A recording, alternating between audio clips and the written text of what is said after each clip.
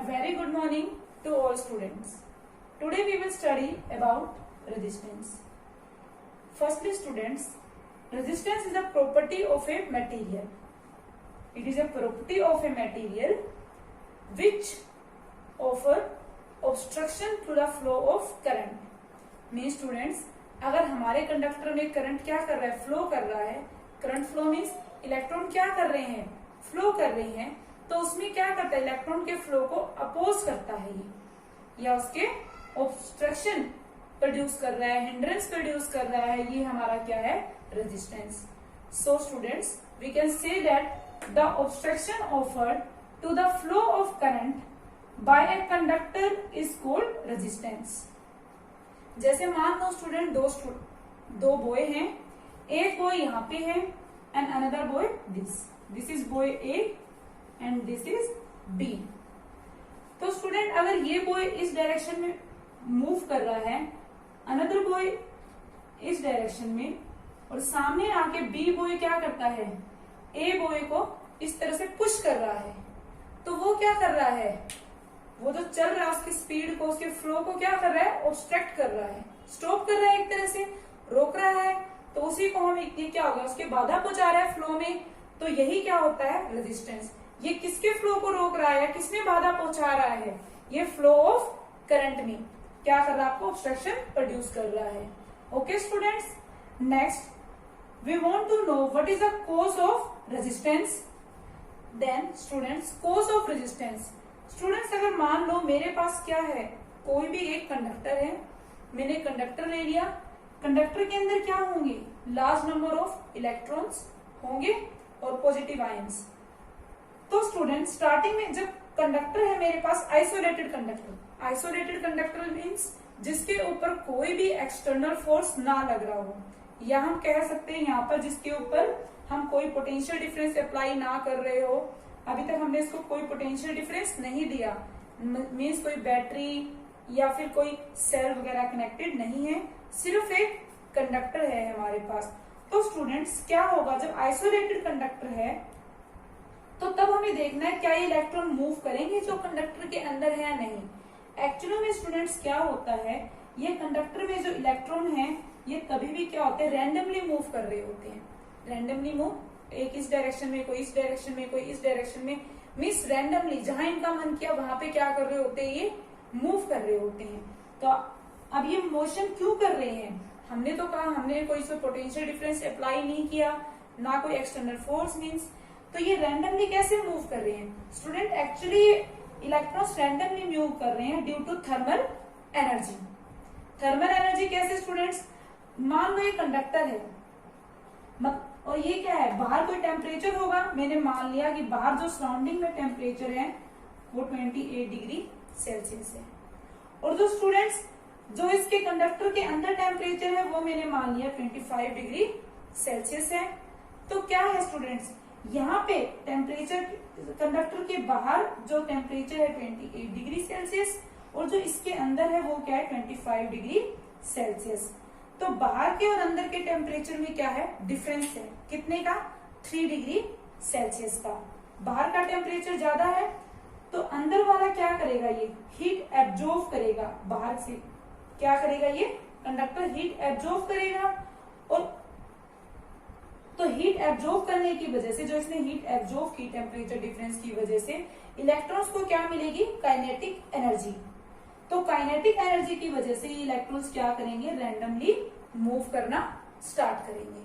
Okay students, तो हमने देखा जब पोटेंशियल डिफरेंस अप्लाई नहीं किया था तो जो ये इलेक्ट्रॉन्स थे ये रैंडमली मूव कर रहे थे.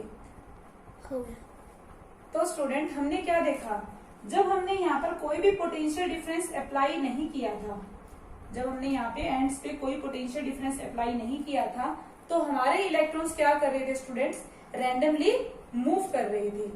एज यू सी इस पिक्चर में ये क्या है, हमारे इलेक्ट्रॉन्स डॉट से जो रिप्रेजेंट किए हुए हैं, तो ये क्या है, रैंडमली मूव कर रहे हैं ड्यू टू थर्मल एनर्जी.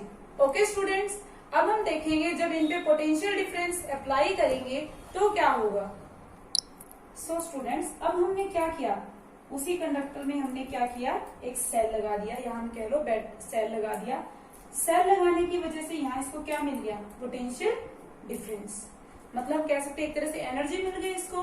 तो स्टूडेंट्स अभी तक हमने देखा था कि आपके जो इलेक्ट्रॉन्स थे वो क्या कर रहे थे, रैंडमली। तो स्टूडेंट्स हमने देखा कि इलेक्ट्रॉन्स रैंडमली मूव कर रहे थे और एक क्या था, एक इंक्रीजिंग स्पीड से मूव कर रहे थे। जैसे हम हैं, अगर हम दौड़ना स्टार्ट करते हैं, रनिंग स्टार्ट कर रहे तो पहले थोड़ी स्पीड कम होगी, धीरे धीरे हमारी स्पीड क्या होती है, इंक्रीज होगी। सिमिलरली आपको यहाँ पे भी यही लग रहा था कि इलेक्ट्रॉन्स क्या है, इंक्रीजिंग स्पीड से भाग रहे हैं। बट एक्चुअली में स्टूडेंट्स होता क्या है, जब इलेक्ट्रॉन मूव कर रहे हैं, जब इलेक्ट्रॉन हमारे क्या कर रहे हैं, मूव कर रहे हैं हम कह सकते हैं, तो इसके पाथ में, यहाँ पे बीच में इसके इलेक्ट्रॉन्स के पाथ में बहुत सारे पॉजिटिव आयंस हैं और इलेक्ट्रॉन्स हैं इसके पाथ में। तो इलेक्ट्रॉन ने क्या किया, जैसे ही मूव करना यहाँ से स्टार्ट किया तो वो क्या करेगा, अपने पाथ में आने वाले पॉजिटिव आयन से टकराएगा, या फिर जो उसके भी पाथ में जो भी या फिर इलेक्ट्रॉन आ रहा है उससे क्या करेगा, टकराएगा, और टकराने से उसकी स्पीड क्या हो जाएगी, 0 हो जाएगी। अब जब इलेक्ट्रॉन की स्पीड 0 हुई तो फिर से क्या करेगा, एनर्जी लेगा बैटरी से या सेल से, फिर से एनर्जी ली उसने और फिर से क्या किया, चलना स्टार्ट किया। जब फिर से चलना स्टार्ट करेगा, उसने स्पीड जैसे ही गेन की, रास्ते में फिर से कोई उसके पाथ में इलेक्ट्रॉन या फिर कह लो पॉजिटिव आयन आया और फिर से उसकी स्पीड क्या हो गई, डिक्रीज हो गई या 0 हो गई। सो स्टूडेंट्स हमने क्या देखा, जो इलेक्ट्रॉन्स का मोशन हो रहा है वो क्या है, इंक्रीजिंग स्पीड से नहीं हो रहा। ऐसा नहीं कि लगातार स्पीड हमारी बढ़ती ही जाएगी, इसमें क्या आ रहा है, ये धीरे धीरे मूव कर रहे हैं, किसी कांस्टेंट वेलोसिटी से कह रहा, कांस्टेंट स्पीड से मूव कर रहे हैं। यही हम देख रहे हैं, एक पर्टिकुलर डायरेक्शन में इलेक्ट्रॉन्स क्या कर रहे हैं, एक कांस्टेंट स्मॉल वेलोसिटी से मूव कर रहे हैं, कोई स्मॉल वेलोसिटी। अब जो एक कांस्टेंट स्मॉल वेलोसिटी से इलेक्ट्रॉन इनसे टकराते हुए फिर वापस एनर्जी गेन करते हैं, मूव कर रहे हैं, इस कांस्टेंट स्मॉल वेलोसिटी को हम क्या नाम देते हैं students, drift velocity. Student drift का मीन्स होता है बहना, राइट। ड्रिफ्ट का मीन्स क्या होता है, बहना किसी चीज का। तो हम यहाँ क्या कह सकते हैं, जो इलेक्ट्रॉन्स हैं हमारे क्या कर रहे हैं, धीरे धीरे मूव कर रहे हैं या बह रहे हैं opposite to the direction of flow of electric current. तो स्टूडेंट्स हमने पिछले लेक्चर में पढ़ा था कि इलेक्ट्रॉन्स का जो मूवमेंट होती है, डायरेक्शन ऑफ फ्लो क्या होती है, lower potential to higher potential. ये हमारा क्या है, हायर पोटेंशियल यहाँ पे जाएगी और ये क्या है, लोअर पोटेंशियल। तो इलेक्ट्रॉन्स के फ्लो की डायरेक्शन क्या होगी, इस वे से। और जो हमारा क्या होगा स्टूडेंट्स, करंट होगा, वो उसकी डायरेक्शन क्या होती है, direction of flow of electrons के अपोजिट। तो हमारा करंट इस डायरेक्शन में मूव करेगा। Okay students, so we can say that students, if I have a metal wire, electrons are moved randomly when cell is not connected across its ends. When a cell, or we can say a battery, is connected across its end, electrons start moving opposite lower potential to higher potential and electric current start. So students, we see that current will move from higher potential to lower potential. When electrons flow from lower potential to higher potential, in their path they collide with other electrons and positive ions which oppose the drift and create resistance. So this can be know how resistance is created. Our next topic is Ohm's law. Students, when we discuss about potential difference, I will discuss with you that more is the potential difference, more is the current. Students जब हमने potential difference पढ़ा था तो हमने वहां पे देखा था एग्जांपल्स की हेल्प से कि जैसे जैसे आपका क्या है, पोटेंशियल डिफरेंस इंक्रीज करता है उतना ही आपका क्या करता है, करंट भी इंक्रीज करता है। हमने देखा था अगर पोटेंशियल डिफरेंस डबल हो रहा है तो करंट भी क्या हो रहा था, 2 टाइम्स हो रहा था। अगर 10 टाइम्स हो रहा है पोटेंशियल डिफरेंस तो करंट भी क्या हो रहा था, 10 टाइम्स। ये हमने पोटेंशियल डिफरेंस के कॉन्सेप्ट में देखा था जब हमने वहां पे बात भी की थी कि जैसे जैसे हमारा पोटेंशियल डिफरेंस V इंक्रीज करेगा, करस्पॉन्डिंगली उसके क्या कर रहा था, I भी इंक्रीज कर रहा था। तो स्टूडेंट्स यही चीज हम ओम्स लॉ में देखेंगे। Our next topic is Ohm's law. Ohm's law students, Ohm's law क्या कहता है, current flowing through a conductor is directly proportional to the potential difference applied across its ends provided all physical conditions remain same. Students, means कि अगर किसी conductor में current flow कर रहा है वो डायरेक्टली प्रोपोर्शनल होगा जो पोटेंशियल डिफरेंस हम उसको देंगे। कब डायरेक्टली प्रोपोर्शनल होगा? जब सभी फिजिकल कंडीशन क्या होंगी? सेम होंगी। सभी फिजिकल कंडीशन लाइक टेम्परेचर, अगर एक एग्जांपल है, टेम्परेचर क्या होना चाहिए? कांस्टेंट होना चाहिए। टेम्परेचर हमारा चेंज नहीं होना चाहिए। टेम्परेचर हो गया हमारा, ह्यूमिडिटी हो गई, प्रेशर हो गया, तो सभी एंड मेनी मोर, तो सभी हमारे फिजिकल कंडीशन क्या होनी चाहिए? सेम होनी चाहिए। तो स्टूडेंट्स ये क्या कहना चाहता है कि हमारे पास अगर कोई भी कंडक्टर है, अगर हम उसमें क्या है पोटेंशियल डिफरेंस उसके एंड्स को प्रोवाइड करेंगे, तो जितना हम पोटेंशियल डिफरेंस इंक्रीज या डिक्रीज करेंगे करस्पॉन्डिंगली उतना ही हमारा करंट क्या होगा? इंक्रीज या डिक्रीज होगा when physical conditions remain same. जैसे V क्या है हमारे पास? Potential difference applied across its ends, और I क्या है? करंट। तो students potential difference is directly proportional to current. ये हमने देखा था, डायरेक्टली प्रोपोर्शनल मींस स्टूडेंट्स अगर पोटेंशियल डिफरेंस को मैं इंक्रीज कर रही हूँ तो करंट इंक्रीज हो रहा है, और अगर मैं डिक्रीज कर रही हूँ तो करंट भी क्या हो रहा है? डिक्रीज हो रहा है। मतलब उस पर डायरेक्टली डिपेंड कर रही है वो चीज। तो स्टूडेंट्स जब भी आप प्रोपोर्शनैलिटी साइन को क्या करते हो? रिमूव करते हो। आप जब भी प्रोपोर्शनैलिटी साइन को रिमूव करोगे तो उसकी जगह पे कांस्टेंट हम ले लेते हैं। तो जैसे मैंने यहाँ पे प्रोपोर्शनैलिटी साइन को रिमूव किया, जैसे यहाँ पे, तो क्या आ जाएगा? V प्रोपोर्शनैलिटी की जगह मैंने क्या ले लिया? R और I। एक कांस्टेंट आ जाता है जब भी हम प्रोपोर्शनैलिटी साइन को रिमूव करते हैं। तो हमारे पास क्या बन गया? V equal to I R. I क्या है हमारा? R क्या है? एक कांस्टेंट है, और इसी कांस्टेंट को हम क्या नाम देते हैं? रेजिस्टेंस। और this is R is resistance of conductor. तो ओम्स तो क्या है कि V equal to I R means potential difference जो है किसी क्या होगा? Directly proportional to current flowing through the conductor when temperature remains constant, और you can also say that when physical conditions remain same. Okay students, तो students Ohm's law is not universal law. Student जो आपका Ohm's law है वो क्या है? Universal law नहीं है। मीन्स ऐसा नहीं है कि सारे ही मटेरियल्स क्या करते हैं? ओम्स लॉ को फॉलो करते हैं। कुछ मटेरियल्स ओम्स लॉ को फॉलो करते हैं और कुछ हमने देखा कि ओम्स लॉ को फॉलो नहीं करते। स्टूडेंट्स जो मटेरियल ओम्स लॉ को फॉलो करते हैं उन्हें हम क्या कहते हैं? ओमिक। जो कंडक्टर्स ओम्स लॉ को फॉलो करते हैं उन्हें हम क्या कहते हैं? Ohmic conductor. We can say that ohmic conductor are those conductor which follow Ohm's law. जैसे आप सबने सिल्वर सुना होगा, सबने कॉपर सुना होगा,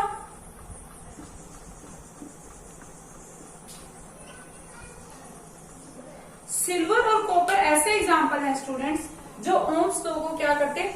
नियरली ओबे करते हैं। ऐसा नहीं है कंप्लीटली ओबे कर रहे हैं, नियरली ओबे करते हैं, इसलिए हम इनको क्या कह देते हैं? Ohmic conductor. Students Ohm's law जो ओबे करते हैं आपके कंडक्टर, उनका अगर मैं पोटेंशियल डिफरेंस और करंट के बीच का ग्राफ ड्रॉ करूं तो हमेशा क्या आएगा? Straight line. जो आपके कंडक्टर्स हैं, आप कह लो मटेरियल्स हैं जो ओम्स लॉ को फॉलो नहीं करते, उन्हें हम क्या नाम देते हैं? Non ohmic. Okay students, next thing, R is not constant for all. यहीं से भी पता चल गया कि R जो है सबके लिए कांस्टेंट नहीं होगा, सिर्फ उनके लिए होगा जो ओम्स लॉ को क्या कर रहे हैं? फॉलो कर रहे हैं। Okay students, next we will discuss about their unit of resistance. The unit of resistance is ohm. So students unit देखने के लिए आपको अभी देखा था कि ओम्स लॉ क्या है? V equal to I R. यहां से अगर मैं रेजिस्टेंस निकालना चाहूं तो आपका आएगा R equal to V upon में I। तो स्टूडेंट्स पोटेंशियल डिफरेंस की हमने यूनिट की बात की थी पिछले लेक्चर में, क्या होती है आपकी? वोल्ट। और करंट की आपकी ऐसा यूनिट क्या होती है? एम्पियर। तो रेजिस्टेंस की क्या बन गई? वोल्ट पर एम्पियर, और इसको हम नाम देते हैं ओमेगा। वोल्ट पर एम्पियर को हम क्या नाम देते हैं स्टूडेंट्स? ओमेगा। तो रेजिस्टेंस की हमारी एसआई यूनिट क्या है students?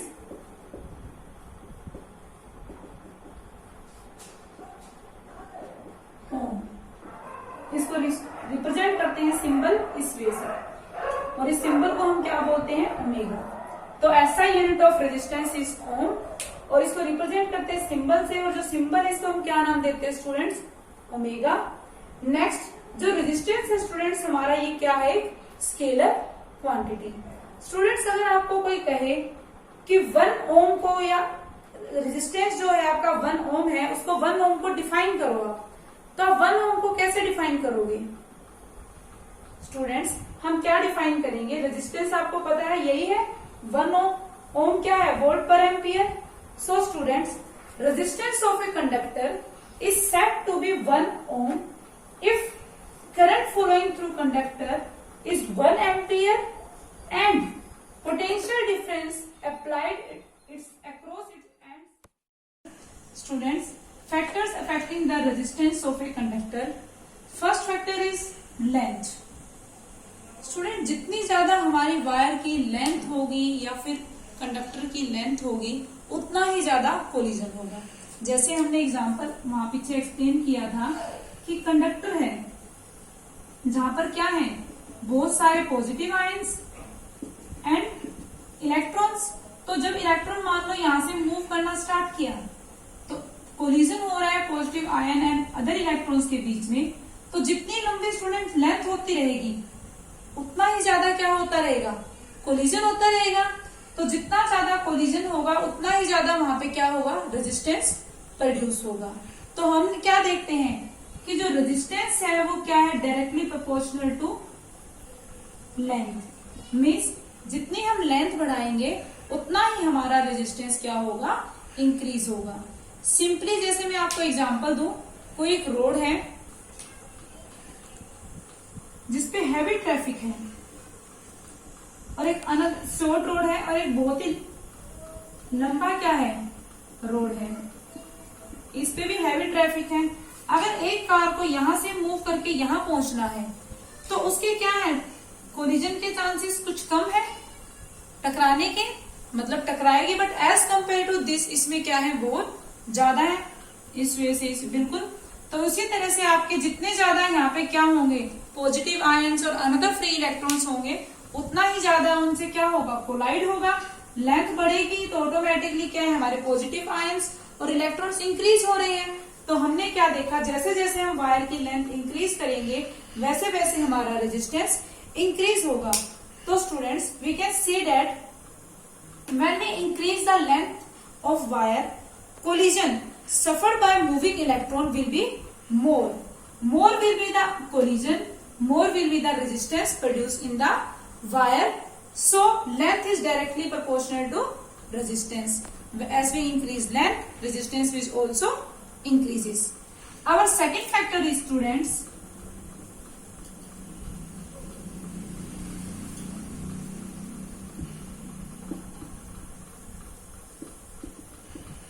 Area of cross section.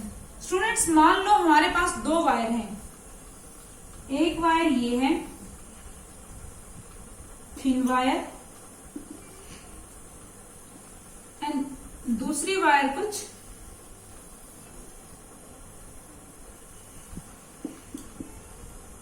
ये है थिक वायर। स्टूडेंट्स अब आप खुद ही देख के बताओ कि किसमें कोलिजन ज्यादा होगा। स्टूडेंट्स आपको दिख रहा है कि जैसे जैसे क्या है, जो वायर थिकर है, थिकर वायर में क्या होगा? स्पेस ज्यादा होगी इलेक्ट्रॉन्स के मूव करने के लिए। क्या हो? स्पेस उसमें बढ़ गई है। जब इलेक्ट्रॉन्स के मूव के लिए, फ्लो के लिए स्पेस ज्यादा होगी तो उनके बीच क्या होगा? कोलिजन कम होगा, और कोलिजन कम होगा तो रेजिस्टेंस भी क्या होगा स्टूडेंट्स? कम प्रोड्यूस होगा। अब इसमें जो वायर हमारी थिन है इसमें क्या है? स्पेस हमारी कम है इलेक्ट्रॉन्स के फ्लो के लिए। अगर इलेक्ट्रॉन्स के फ्लो के लिए स्पेस कम है तो स्टूडेंट्स यहाँ पे क्या होगा? कोलिजन ज्यादा होगा, और कोलिजन ज्यादा होने की वजह से हमारा क्या होगा? रेजिस्टेंस भी ज्यादा प्रोड्यूस होगा। तो हमें क्या पता चला स्टूडेंट्स यहाँ से कि रेजिस्टेंस है जो क्या है? Inversely proportional to area of cross section. Means जितना क्रॉस सेक्शन इंक्रीज होगा उतना हमारा रेजिस्टेंस डिक्रीज होगा, या फिर कह लो जितना हमारा एरिया ऑफ क्रॉस सेक्शन कम होगा उतना हमारा रेजिस्टेंस ज्यादा होगा. So students, we can say that in thick wire electrons get large area, electrons get with large area of cross section to flow as compared to thin wire. So a thick wire offer less resistance as compared to thin wire. Third factor is, students, temperature.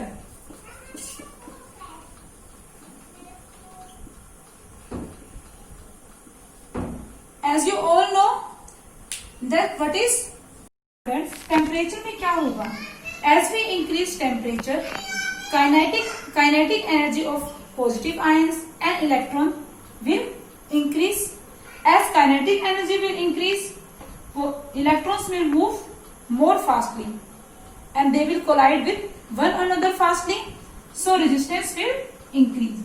Students, अगर मैं temperature को क्या करूंगी, increase करूंगी, तो temperature increase करने की वजह से हमारी जो काइनेटिक एनर्जी होगी एटम्स की या पॉजिटिव आयंस की, इलेक्ट्रॉन्स की, वो क्या हो जाएगी, इंक्रीज हो जाएगी. और जो पॉजिटिव एनर्जी इंक्रीज होगी, काइनेटिक एनर्जी इंक्रीज होने की वजह से वो क्या करेंगे, उनकी स्पीड इंक्रीज हो जाएगी और वो एक दूसरे से बहुत जल्दी क्या करेंगे, कोलिजन करना स्टार्ट करेंगे, कोलाइड करना स्टार्ट करेंगे. जब कोलिजन हमारा फास्टली होगा तो क्या होगा, हमारा रेजिस्टेंस ज्यादा प्रोड्यूस होगा. तो as we see, temperature of a conductor is directly proportional to resistance. तो जैसे जैसे हम टेम्परेचर को इंक्रीज करेंगे, रेजिस्टेंस हमारा क्या होगा, ऑटोमेटिकली इंक्रीज होगा. And last factor is our last, students, last है हमारा मटेरियल ऑफ वायर, और we can say material of conductor. Student, material of wire में हम देखेंगे, जैसे आपको पता है स्टूडेंट्स, मेनली हमारा रेजिस्टेंस किस पे डिपेंड कर रहा है, कोलिजन जो इलेक्ट्रॉन का हो रहा है अदर इलेक्ट्रॉन से और पॉजिटिव आयन से. अब स्टूडेंट्स, अलग अलग मटेरियल में जो कंसंट्रेशन होगी इलेक्ट्रॉन की क्या होती है, डिफरेंट होगी. सभी मटेरियल में क्या होगी, इलेक्ट्रॉन्स की कंसंट्रेशन सेम नहीं होगी. सेकेंड थिंग स्टूडेंट्स, जो अरेंजमेंट होती है एटम्स की, वो भी सब में क्या होती है, डिफरेंट होती है. तो डिफरेंट मटेरियल में कंसंट्रेशन ऑफ इलेक्ट्रॉन और अरेंजमेंट ऑफ एटम्स क्या हो रही है, डिफरेंट हो रही है. मीन्स जैसे, तो जिसकी वजह से हम क्या देखेंगे कि रेजिस्टेंस भी डिफरेंट मटेरियल का क्या है, डिफरेंट है. जैसे मैं एग्जांपल ले लूं यहां पर कि अगर मेरे पास दो वायर हैं कोई,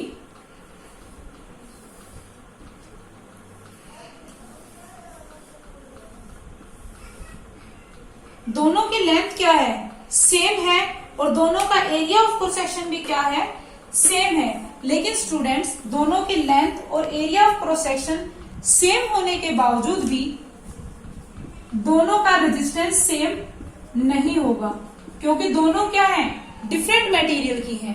तो हम क्या देखते हैं कि डिफरेंट मटेरियल होने की वजह से दोनों का रेजिस्टेंस सेम नहीं होगा. तो students, this is your all about topic resistance. अगर आपको इस पे कोई भी डाउट हो, you can ask to me.